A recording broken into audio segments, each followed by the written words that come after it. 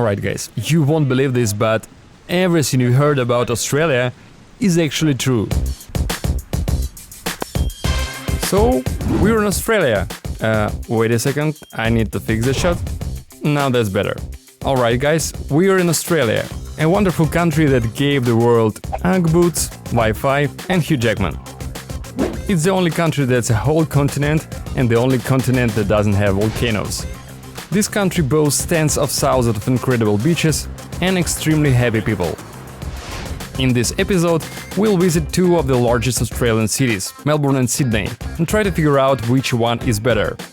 We'll also ride with a local in a convertible across the most beautiful road in Australia and see some mind-blowing sights which you definitely wouldn't expect to see here. And some stunning beaches as well, of course. We'll experience a cuteness overload because of the local fauna and, most importantly, try to figure out what this country is all about and why it's so awesome. As you can see, I decided to start exploring this country with one of its largest cities.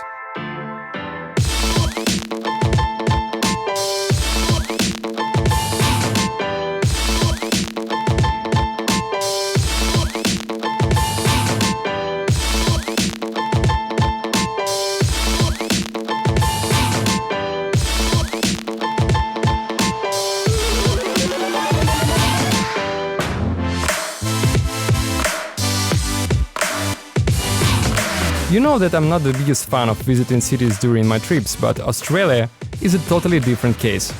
The vast majority of people here live in cities along the coastline, while the country's central part is sparsely populated. It's more of a desert. And it's best described by this picture. The green parts are forest, and here is Europe for comparison. This is why we start our introduction to Australia with the most dynamically developing city in the country. But before we leave our hotel and dive right in, let's do a quick test so I know what to expect from you. Alright guys, how about we test your knowledge of Australia? Just pick the correct answer. The capital of Australia is Melbourne or Sydney? The right answer is, of course, Canberra, but if you picked Melbourne, then you were kinda close because at some point you picked Sydney, didn't you? Well, watching this episode is a must for you. I'd like to warn you that I'll be biased since I absolutely loved Melbourne, but let's get the capital question out of the way first. Canberra was built after Melbourne and Sydney couldn't decide which city should become the capital, and this was the only option that both sides would agree to. As for Melbourne, it actually gives you a good idea of what the country is all about. First, it is packed with Victorian-style buildings that often settle alongside modern skyscrapers. But this makes sense because Australia is still formally ruled by the British Crown, with all the bells and whistles, such as the English language and driving on the left side of the road. Secondly, the city is soaked in a traditional relaxed vibe and a feeling of ease that positively affects the city's atmosphere. There are lots of tourists, artsy people and art districts accordingly.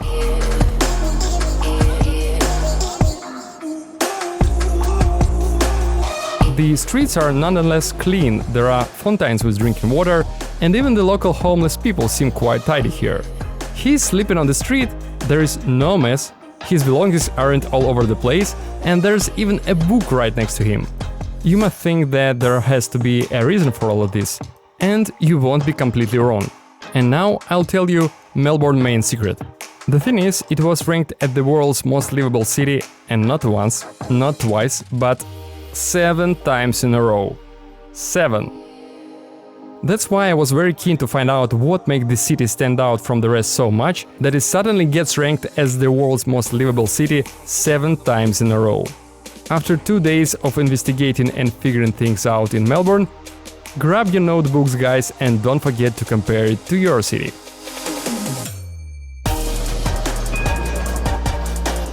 First, the city is packed with green public transport, including these colorful old-school trams, free of charge in the city center. For everyone. Of course, there is also the metro, regional rail and lots of bikes with bike lanes covering the whole city. Secondly, it's a very green city which doesn't just include streets and parks. But trust me, there are lots of them. Here is 1, 2, 3, and that's just a tiny part of it. But also greenery on rooftops that makes Melbourne quite similar to Singapore. It's a very, very green city. It is as green as it gets. Trees are just everywhere. You are surrounded by skyscrapers, but unlike New York, which is filled with nothing but concrete, this place is full of trees. The city's layout very convenient, as all streets are perpendicular, making navigation through it easier. There are very few ads in the city. They exist, of course, but are tucked back in such a way that it doesn't bother you at all. Okay, let's continue. As for architecture, modern skyscrapers share the city with very old buildings, while Victorian structures are direct neighbors to Art Deco houses. There are also some attractive architectural designs. For example, this looks like a typical facade, until you zoom out and see the portrait of a person this building honors. Of course, my favorite style, called Los Mechapos, is around too. The local architecture is top-notch, making you enjoy every bit of the city. Melbourne is Australia's sports capital. Firstly, it's home to the Australian Open, and it houses a footy stadium, an explosive mix of rugby and soccer, while players run over 20 kilometers during one game, and the judges nearly never stop the game. Well, almost never. So, yeah, that's Australia for you guys. Locals make an impression of a pretty sporty bunch, which is also the government's merit, as it fights for its people's health in a pretty specific way. I think that the Australian government anti-smoking campaign is absolutely genius. Cigarettes in Australia are the most expensive one in the world. At least I've been told so. The most expensive cigarettes I've ever saw were in Singapore. It was around $15 for a pack. Here's a normal 7-Eleven, so let's see how much they cost here. How much the cigarettes cost? Which one? I'm just curious because I heard that the cigarettes in Australia are the most expensive in the world. Yeah. That's true? It's true. I don't need. I just actually. Yeah, I just checked the price. Thank you so much. 32. 32. Yeah, 32. Australian dollars. Yeah. That's crazy. How much is it in the US? Well, guys, a pack of Marlboro Gold costs roughly $23–24 US. And I think it's the best way a government can keep people away from smoking. I mean, with such prices you would definitely want to quit. Now, at clean streets, a positive attitude of locals toward their city, an absolutely ridiculous number of restaurants and bars, and a thriving nightlife. This is a queue to a club right across from my hotel. It's line for... Yeah, for Flamingo Club. And that's your recipe for the most livable city. It's not as recognizable as New York or Amsterdam, but a comfortable and convenient city for everyday life with no major traffic jams, rushing crowds and everything with arm's reach. There is even a cruise port. It's not a city that stands out too much. It's neither small nor big, not a village, but not a hustling and bustling city either. Everything is a moderate here, and I think that's the best way to describe Melbourne. It has everything, but not more than that. I wouldn't want to linger any longer in the city, but I still have to show you some exciting places in Melbourne. First, the most amazing street, or rather an alleyway, to be precise. AC/DC Lane. Not just a random name, it was officially opened by Melbourne Mayor with the following words. As the song says, there is a highway to hell, but this is a laneway to heaven. Let us rock. As you can see, the local government knows what's up. The street has a great vibe and it's entirely devoted to the band since, in case you didn't know, AC/DC is an Australian band. Safe to say that fans will love this place. Shamefully, I never knew that AC/DC are Australian, but kudos for naming a street after a rock band and making such a cool place out of it. Just so you don't embarrass yourself like I just did, I must mention that Russell Crowe, Mel Gibson, Nicole Kidman, Cate Blanchett, Hugh Jackman and Heath Ledger are also Australian. Another place worth visiting is near Brighton Beach. Yep, these guys also have one. And it's one of the main symbols of Melbourne, thanks to its multicolored beach houses, all over 100 years old. There are exactly 82 of them, and they are all pretty much the same size and made from the same materials. And all of them are neatly numbered. It's a mega popular spot. Look, they even shooting music videos here. And house number 38 is my favorite. The most interesting part about them, they are all for sale. The average price of one is around 2,000 Australian dollars. It's about 150,000 US. You know, touristic value and all that stuff. Nevertheless, the next spot was discovered by a total coincidence and pure luck. I was riding an Uber and saw this. This is pure magic. Look, a pink lake right in the city. Guys, it looks absolutely out of this world. I'm just like, what? Looks pretty cool from the ground, but how about we try and look at it from above?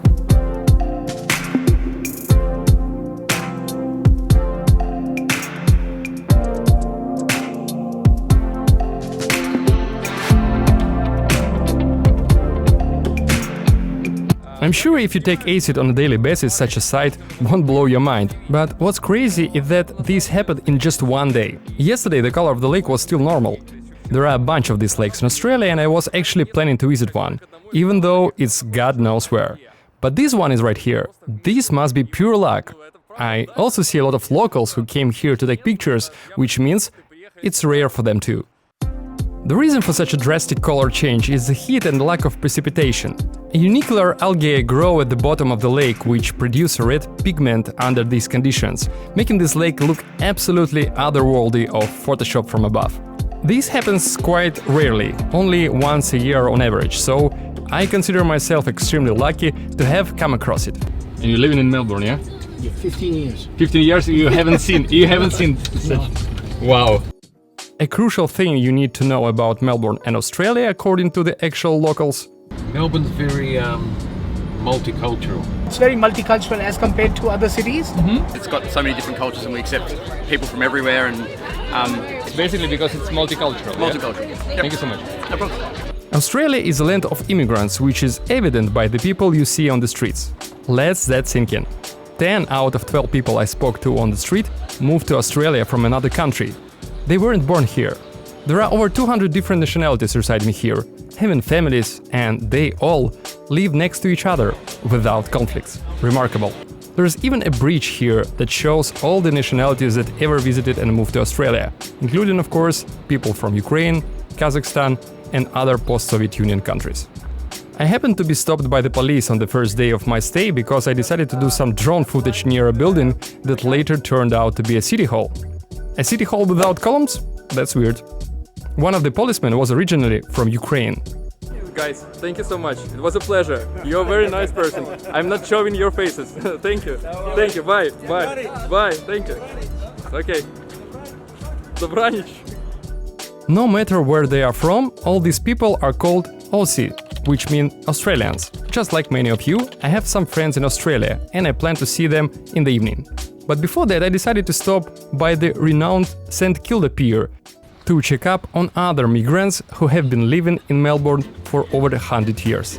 And every evening, the pier attracts hundreds of tourists gathering just to meet these guys that pop out from the dark towards the red light.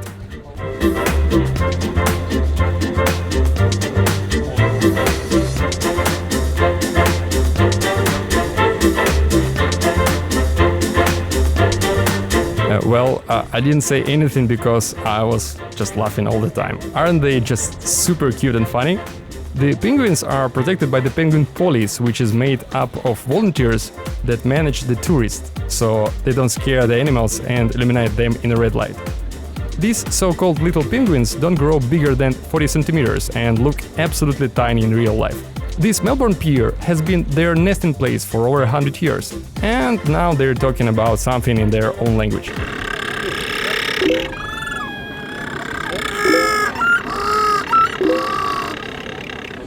If you just want to look at the penguins and tick this off your bucket list, this place is just fine, but you won't be able to see them in detail due to little light and too many tourists.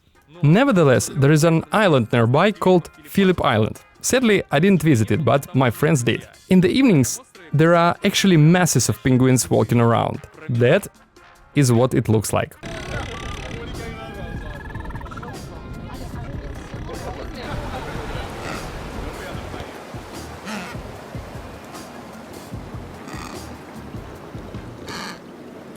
Before we go any further, I want to take a moment to talk about today's sponsor. Every day we're hit with endless stories from all over the world, and it's often hard to figure out what sources are trustworthy, where the bias lies, and what parts are outright false. As you may know, I'm from Ukraine, and I see almost every day how Russian propaganda playing with the facts, like turning things upside down and create some really wild stories. So it's crucial nowadays to understand where the news comes from. Is this source trustworthy or not? So I've chosen Ground News as today's sponsor because I believe they are a much needed tool to maneuver these confusing times. Ground News is the world's first news comparison website and app. Each day, Ground News collects nearly 60,000 new articles from over 50,000 different news sources. So you can see exactly which media outlets reports on a specific story and how they frame said story. But that's not all. With the Ground News app, you can see where each of these news outlets fall on the political spectrum. This is a real powerful tool because it allows you to see if a specific story is being underreported by either left or right. You can even see who owns these news outlets, their factuality rating, and where they're located around the world. Really cool thing is the map feature. I like maps, so I really like this feature. Here you can go to any part of the globe and see the biggest stories from the places you care about. So, if you're looking for the better way to understand the media and the world around you, look no further. Download the free Ground News app today by going to ground.news/Anton or by clicking the link in the video description. Meanwhile, I met my friends Sergey and Ksyusha, who have lived in Melbourne for 8 years. First, we watched a fire performance in Melbourne at night, and it's just as good as it's during the day. The only question I have is what happens to the seagulls that fly over the fire. Yeah, that was powerful. Oh, and I learned another interesting thing about public transport in the city. Ну, на выходных паблик транспорт здесь ходит круглосуточно. Это круто. Все для увеселения народа. I wanted to see how the guys live, so we went to their place. Ну, погнали, погнали. Ну, это вот living room, да, по-местное называют. The apartment turned out to be amazing, but now I'll tell you some secrets about it. I absolutely fell in love with this table as soon as I saw it. It is fantastic and I'd really love to put in my studio. This table is from the trash. Somebody threw it away. This luxurious black couch, let me show it to you. It's awesome. The covers are new though, right? Yeah, so this black couch was picked up by the guys because somebody threw it away. And it's an awesome leather couch. It's just great. Идем дальше. Серега, на чем ты сидишь? Это, кстати, дизайнерские мы смотрели. Это офигенный стул вообще. Его тоже выбросили? Да, их два, да. Они просто нулячие. По виду они нулячие. Dear people of Australia, please move to Kyiv, to my city. We will figure out the rest. I need stuff like this. I need the furniture for my studio.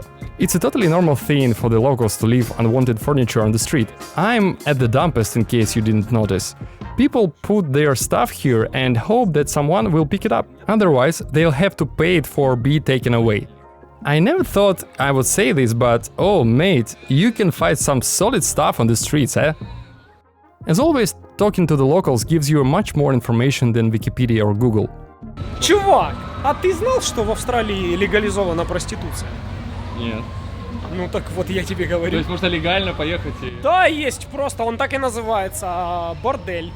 Это бизнес, обычный бизнес, который платит налоги, как все.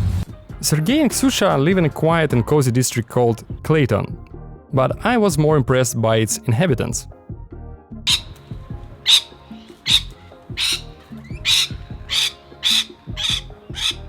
So many parrots may seem normal to locals, but I mean, you just get outside and see parrots flying around your backyard. Not around cages, but backyards. Well, my curiosity grew, so we went off to see other flying creatures inhabiting Australia. Jesus, there are so many of them. They're just everywhere. It's actually bedtime for those foxes. But the noise is so loud that it feels like they can't stop chatting. It's important to mention that those aren't bats, but flying foxes, which are harmless and eat fruit and flowers. Another difference is that they don't have sonars like bats do, but very good eyesight and sense of smell. All of this reminds me of a kindergarten during sleeping hours, when the nursery teacher is gone and instead of sleeping, some kids chat, some fight, and some just freeze.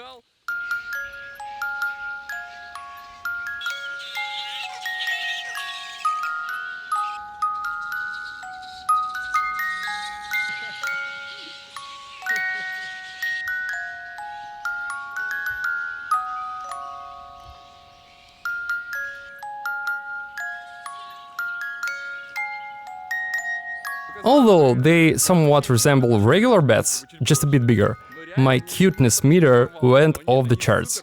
These guys are super cute, especially when they're watching you from above with their pretty little eyes, like, who dares to talk down there and disturb my peaceful sleep? If someone approached me and asked to donate to a flying fox's charity, I would do it without hesitation. Speaking of animals in Australia, this whole topic deserves a separate episode, because Australia is home to animals that cannot be found anywhere else in the world. First, meet the Tasmanian devil, which got its name from Europeans, thanks to its screams at night. Just look at this cunning mug. And now to the sad news. Tasmania suffers from an incurable epidemic due to which 70% of all devil population is gone, with only 10,000 still around. To save the unaffected devil population, these animals are brought to Australia, and they seem to love it here. Next is the main symbol of Australia, as kangaroos are even on the country's coat of arms. The little ones are super cute and aren't afraid of people since we saw them at the petting zoo. As for the wild ones, I doubt I would be able to even come close to one.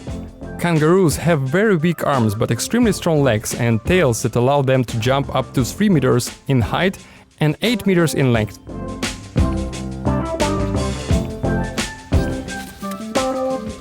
Of course, there are some exceptions.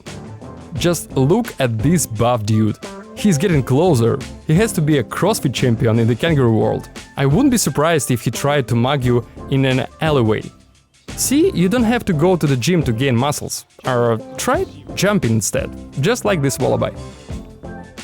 Look at me. You don't need to this handsome guy. He's got thousands of other pretty girls. Come to Israel with me. Have an apartment in Ashkelon. Whatever.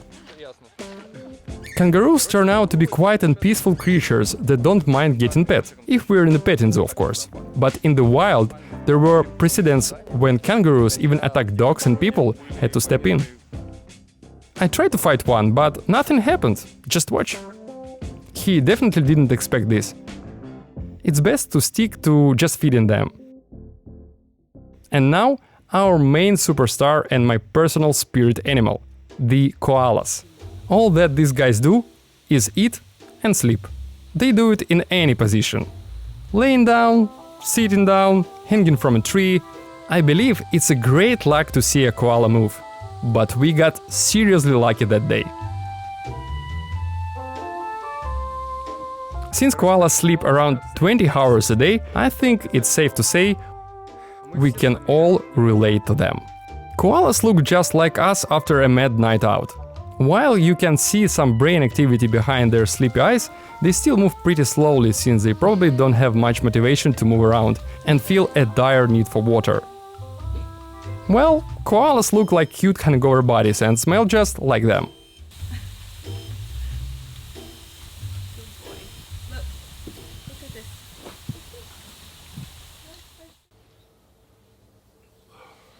Alright, since we're done with the animals, let's make our way out of Melbourne to show you what the rest of Australia looks like.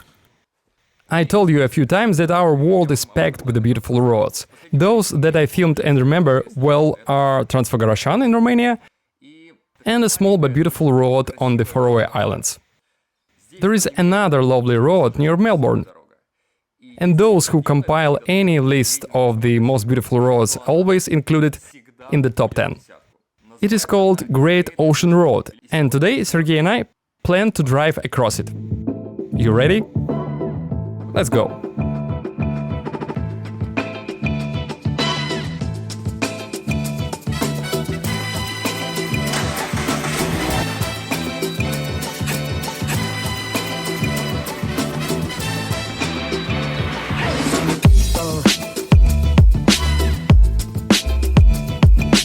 Being a smart owner, I can't really say that other cars are tiny, but damn, this car is tiny.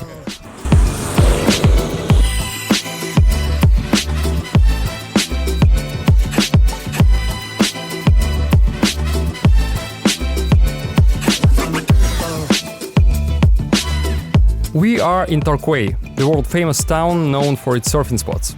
Australia is considered to be one of the world's surfing capitals, because firstly, it's entirely surrounded by the ocean. Most renowned surfing brands, including Rip Curl, Billabong, Quicksilver, are Australian too. By the way, Ugg shoes, which some of you might wear, were also made by local surfers, so that your feet don't freeze after surfing. Basically, this country is perfect for surfing, which is what most people do anyways. There, just around the corner, you'll find one of the most legendary Australian beaches, and I'm of course talking about Bells Beach. If you've seen the classic movie Point Break, you'll remember Patrick Swayze talking about the storm. He was talking about precisely this beach. The waves are pretty good here, attracting people from all over the world. From Brazil. From Brazil? And you came specially here? I arrived in Perth. Ah, in Perth. Yeah, I do body surf. Ah, body surf. Oh, really? And why you came here? It's like it's a good waves here. Yeah, it's a good spot. Yeah, Really? just traveling around the East Coast. And you rented this car? No, it's my car. You came from Brazil with this car? No, I bought. You bought? In WA, yeah. That's right, people come to Australia, buy old vans and transform them into campers with plates, all possible stuff for fishing, clothes, install a bed, drive around the country, and then sell them and return home. No idea how long it takes them to travel across Australia, but most likely a couple of months. They just travel around from one spot to another and enjoy the life. That's Australia, man. And there are definitely spots to enjoy. I already told you that Australia has more than 10,000 beaches. Australia is like a single giant beach, boasting an extensive beachfront and turquoise water. That's why I can't imagine these beaches being overcrowded, as there is enough space for everyone.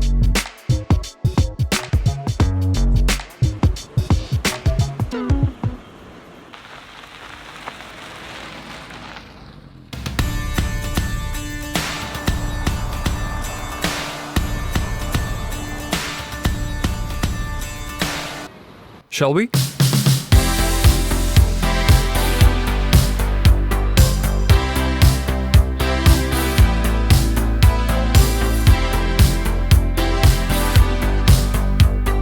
Great Ocean Road is a 243-kilometer long highway located along Australia's southern beachfront. It is right next to the ocean. It twists and turns, becoming a serpentine of immaculate beauty, making you enjoy every second of being on this road.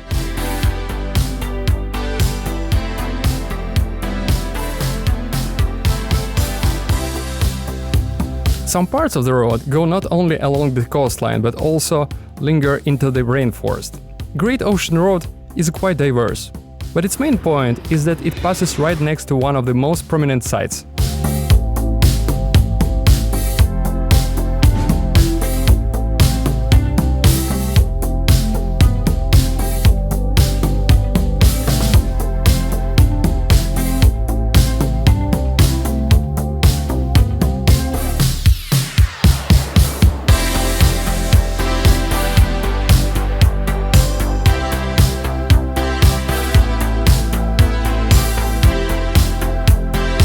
These 45-meter tall rocks look pretty stunning in the sunset, but to be frank, it's more of an overmarket tourist spot that most visitors don't go further from. Bad for them. It's just a random shot that I forgot to delete during editing. Hold on, it will be over soon. Я тебе покажу локацию получше. Без туристов. Визуально вот будет так же круто, если не лучше.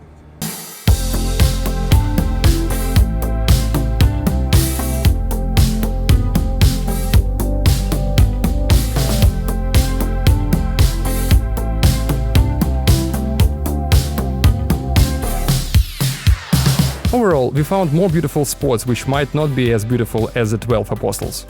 But these places were absolutely deserted, no tourists whatsoever. As we know, enjoying nature all alone is just like the Lord wanted us to.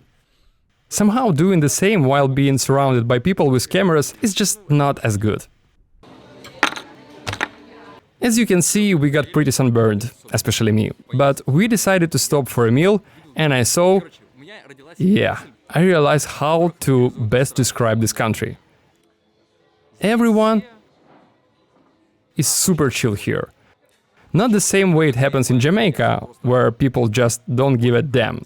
Here people are just easygoing and don't worry too much about things. In turn, make it you feel at ease too. The atmosphere isn't necessarily celebratory. You don't feel like you're in a carnival, but everyone is very chill, which is awesome. While traveling, it's never bad to take a food with you. Мэн, где мы будем ночевать сегодня? Будем ночевать сегодня в настоящем австралийском доме. Это дом, который принадлежит моему знакомому. Это семейный дом, это family Класс. house. Сейчас все увидим. Хорошо.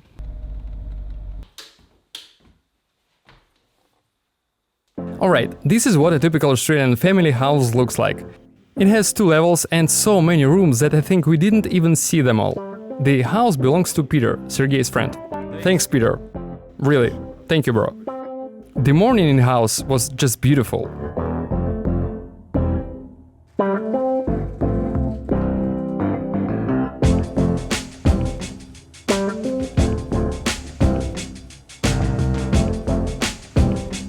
The weather is fire. Since we're already here, let me show you what an Australian village with a population of 250 people looks like. There's a city hall, a fire station, a shop, a gas station, and a post office where all the morning action happens. Everything is almost just like home.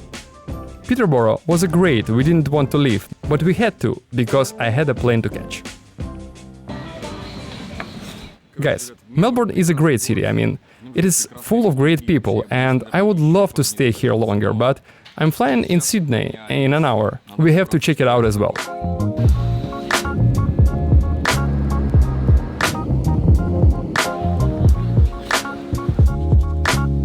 Well, I'm already over my budget.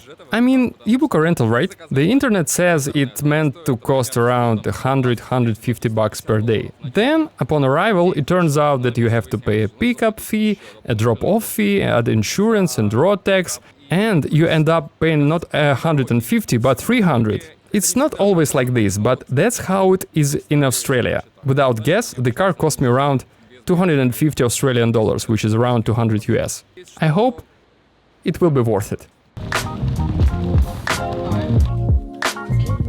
That's B18. The keys are in the vehicle ready to go. Oh, really? Yeah. So I don't need anything? No. Just pick up? Just pick up.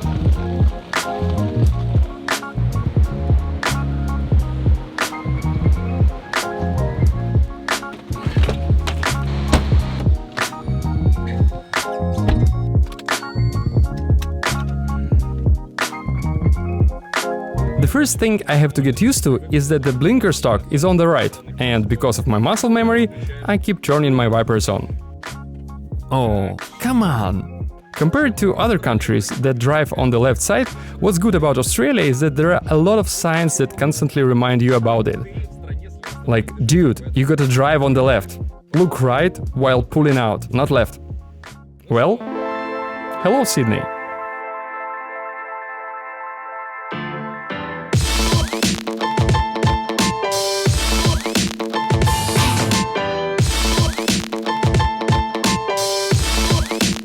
Let's not beat around the bush and get right to the city's main sites. Alright friends, as you may know, the US have Venice Beach, Brazil has Copacabana, and Australia has Bondi Beach, the most renowned beach in the country, and this place is literally stunning.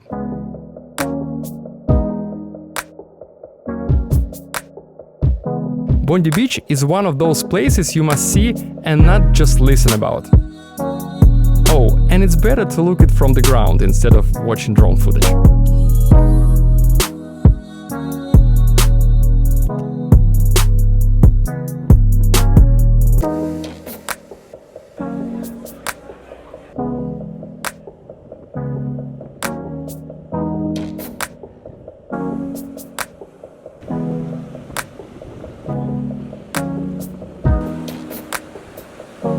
And how do you find this place? You like this one? Yes, amazing. I love it. Look, this beach is fantastic, really. Just look at the color of the water. It is not that large, not longer than a kilometer, but it has its own vibe. I would love to lie down for a few hours, but I decided to leave Sydney to show you another exciting place.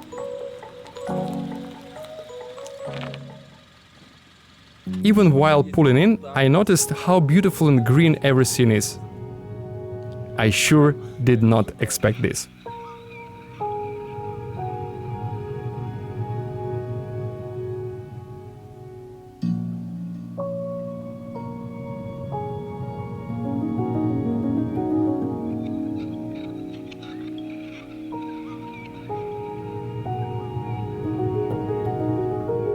The name Blue Mountains come from all these eucalyptus trees releasing a specific aerosol that looks like blue smoke and makes these rocks look blue from afar. I never imagined that Australia has its own Grand Canyon, but unlike the canyon in Arizona, this one is densely covered in greenery.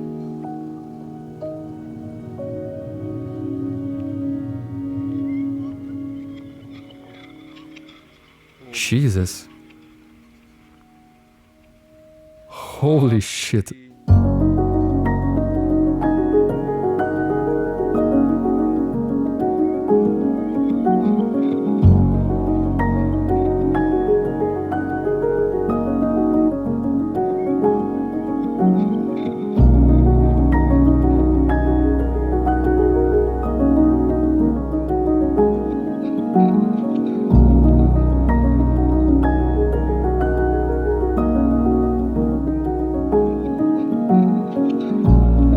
Guys, this place is unbelievable.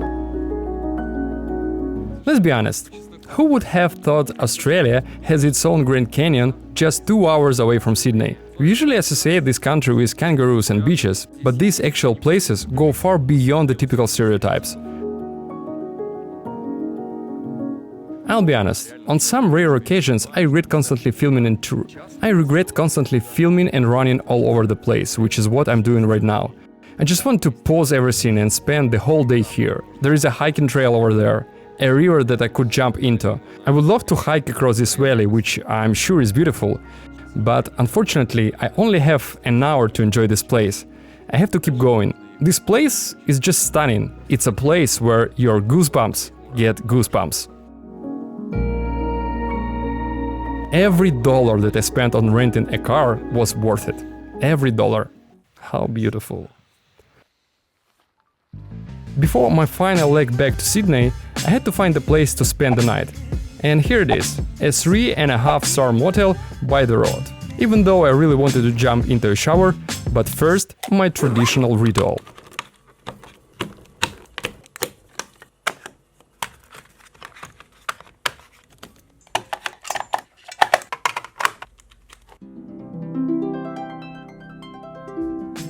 Now it's shower time. Oh, I forgot to tell you that I do this ritual every single day. Film life.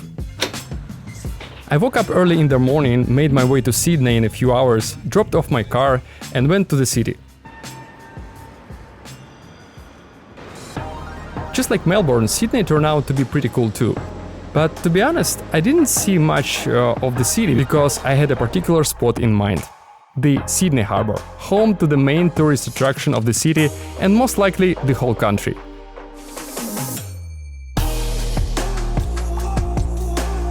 This is a harbour bridge, one of the largest metal arch bridges in the world, being 134 meters tall and over 1 kilometer long. The cars that you see now are 49 meters above the water. The bridge is quite old. Because of how it looks, it got nicknamed a coat hanger. And yeah, you can take a tour to the top of it for a few $100. But why walk when you can fly? Nevertheless, the bridge is not running the show here. It's this guy.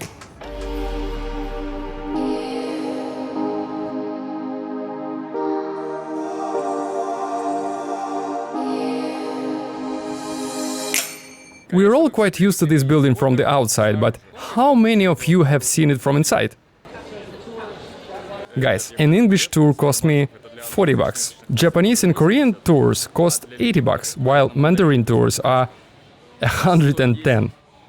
I think Australians have cracked the pillar of the tourist business and learned who they should charge the most. Be careful, because it's a lot of expensive things there. The first thing that strikes you is that not only operas are held here, it also serves as a stage for performers like Goran Bregovic and even Iggy Pop.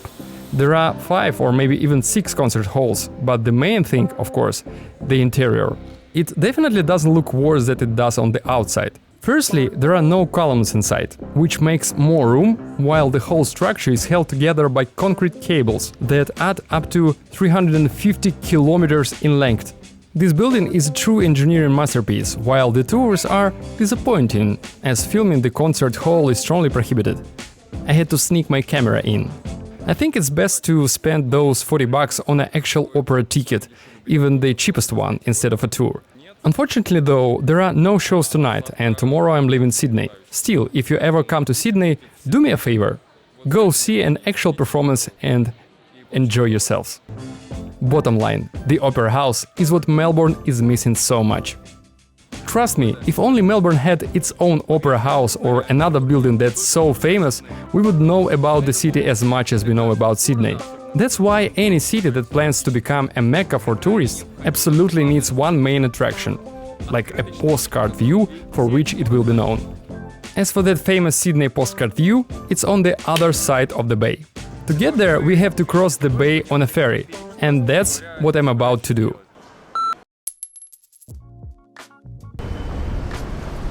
Not sure if the camera captures it, but bad luck. It just started to rain. How nice.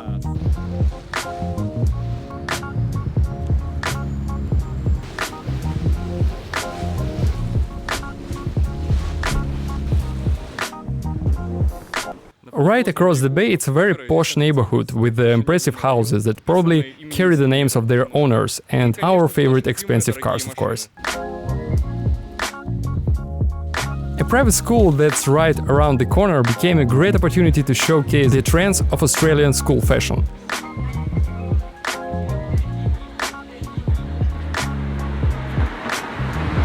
The boys' uniform is a bit different, but quite extraordinary too.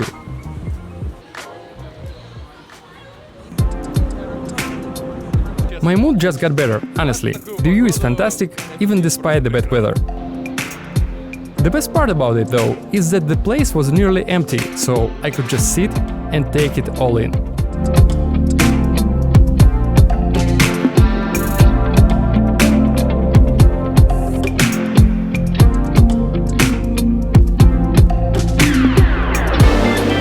As for other great news, the rain stopped and the clouds disappeared, allowing me to show you this view in all its glory.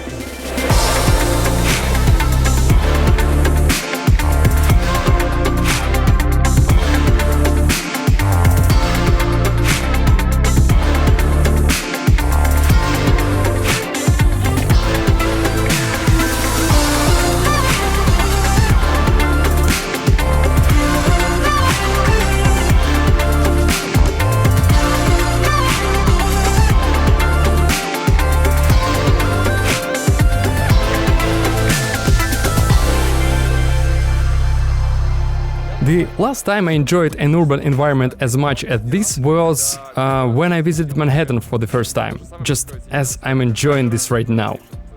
It's just me, my camera recording a time-lapse, and these stunning postcards views of Sydney. I'm overjoyed. This place is breathtaking. Not just Sydney, but Australia as a whole. I rate it 5 out of 5. And even an hour later, I just couldn't bring myself to leave. I spoke to a guy who immigrated from China, met a funny guy from Argentina, drank some water and checked out some public toilets.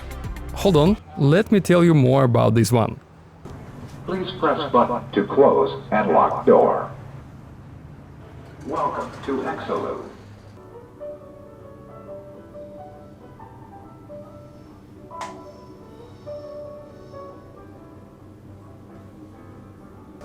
Let me remind you that I'm in a public toilet in a pretty busy location.